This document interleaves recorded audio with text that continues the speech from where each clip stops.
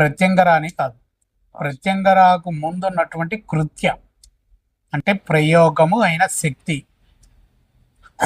వాళ్ళకున్నటువంటి శక్తులు ఏవైతే ఉంటాయో, ప్రయోగించే అస్త్రాలు ఏవైతే ఉన్నాయో, బ్రహ్మాస్త్రము, ఇంద్రాస్త్రము, వర్ణాస్త్రము, ఇలా ఇంద్రుడిది, ఇలా ఏవైతే పేర్లు ఉంటాయో వాటన్నిటికీ కూడా ఒక విశేషమైనటువంటి శక్తి కలిగి ఉన్నటువంటిది ఆ అస్త్రాన్ని ప్రయాణం చేసేటటువంటి శక్తి.